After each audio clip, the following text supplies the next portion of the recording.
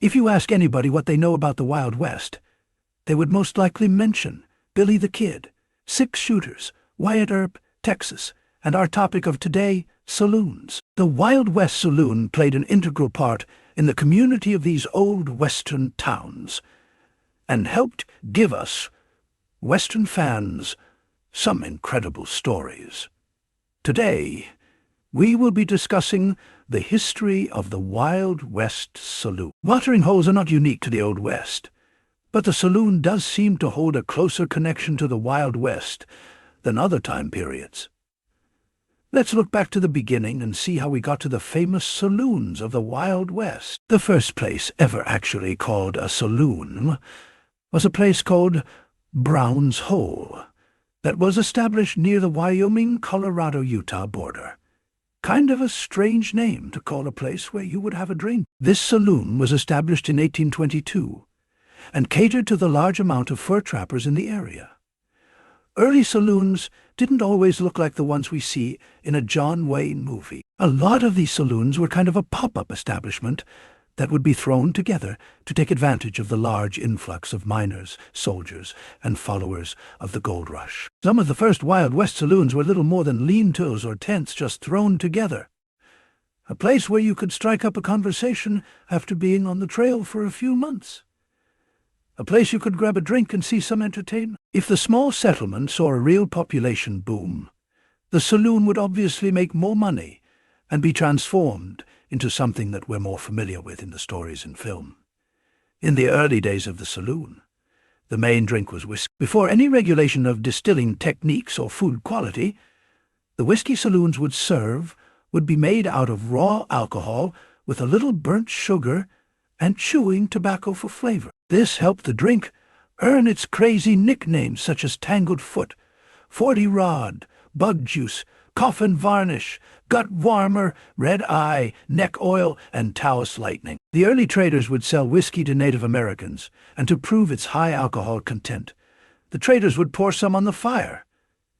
This gave us probably the most famous name for whiskey during the Old West, firewater. The cocktail actually was available, but was looked down upon by other Old West men during the time period. If the person was unknown to the saloon, or didn't drink their drink fast enough, there are tales of those men being forced to swallow a fifth of a liquor at gunpoint. Beer was available during the times of the Old West, but was still served a little warmer than we're used to nowadays. This was before refrigeration, and it wasn't until Adolphus Busch, the founder of Budweiser, introduced artificial refrigeration in the 1880s that brought the possibility of cold beer to a saloon near you. Although poker is seen as the most popular game of the time period, it was actually a game named Faro that held the title. Also known as Bucking the Tiger, it was immensely popular during the Wild West and played by all the famous Western personalities that we know and love. Other games, such as Brag, Three-Card Monte, and dice games like High-Low, Chuck-a-Luck, and Grand Hazard were also found in saloons around the Wild West. Some of the saloons even became specific for gambling. As population and popularity grew, so did the specific type of saloon. They had saloons specifically for billiards, eating, dance halls, bowling, and hell. Just good old-fashioned drinking saloons. There were even saloons that were open 24 hours a day, 7 days a week during the Old West. So who would you see if you walked into a saloon? Saloons were pretty busy places. It is said that men of the West didn't like to drink alone or even drink at the house. Regulars were very common in the Wild West saloon. You would also see men from outlaws to miners, to laborers and gamblers. You rarely saw minorities in the Wild West saloon. Native Americans were actually prohibited by law to patron a saloon. Respectable women were also excluded from attending the Wild West festivities down at the saloon. There were saloon girls or shady ladies that you could find there. This tradition actually lasted up until World War I. But there are very, very famous madams that had their hand in the shady lady business.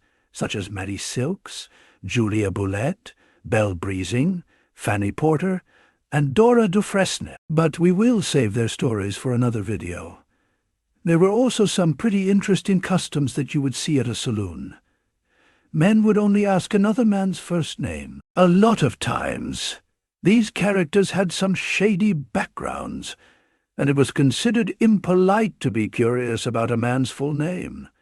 Inquiring about personal business was also looked down on, such as asking a rancher how many cattle he had. Asking questions like that could have you laying face down on Main Street.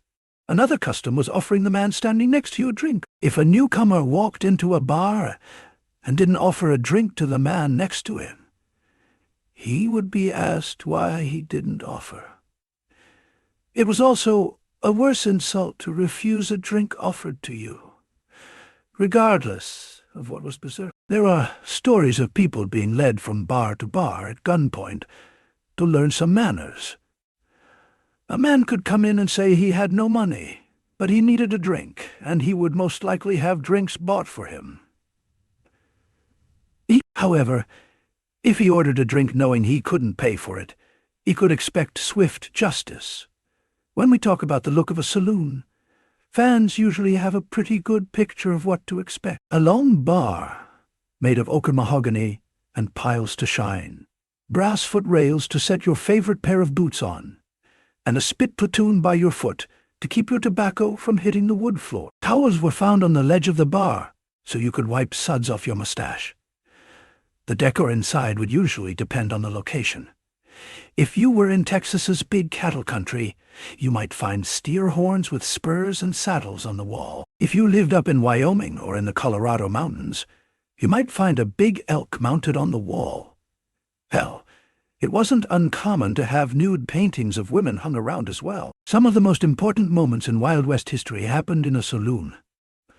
Wild Bill Hickok was shot and killed playing poker at Knottle and Mann Saloon in Deadwood in South Dakota. This famous murder not only took out one of the most important men of the time period, it also created the most famous hand in poker, aces and eights, the dead man's hand. Wyatt Earp and Bat Masterson were involved in multiple saloons and faro dealing throughout the time period.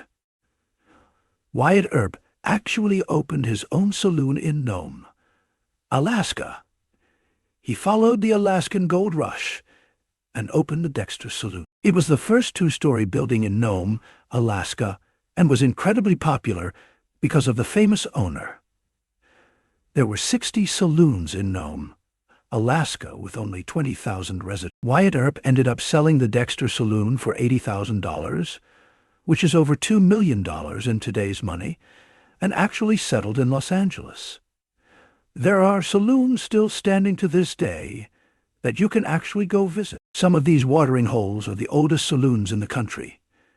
If you're ever in the area, you can pop in and see meticulously preserved saloons from the Wild West area. These include Saloon Number 10 in Deadwood, South Dakota, the Minger Bar in San Antonio, Texas, which is supposedly home of the most cattle deals in the United States, frequently visited by the founder of the famous King Ranch of Texas. It also served Ulysses S. Grant and Teddy Roosevelt.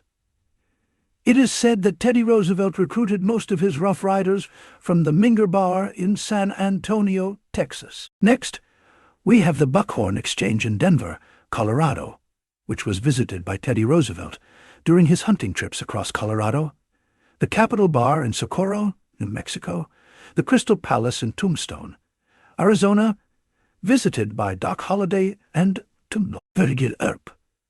This saloon still has gunmen who reenact shootments while you're there. The White Elephant Saloon in Fort Worth, Texas, is famous for the gunfight between owner Luke Short and Fort Worth Sheriff Long-Haired Jim Courtright, which we've actually covered on this channel. There are many, many more as well. The saloon is ingrained into American Wild West spirit, whether it's thought of a place that you find your fortune, or a pit stop as you travel to find your place in this vast country. So many of our countrymen found their way into these watering holes to expand and explore the United States. If you're ever around one, pop on by and support our Old West heritage.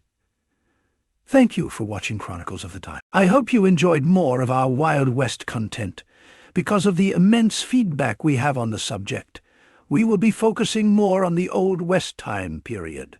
If you have any suggestions, please leave them in the comments. Cheers, y'all.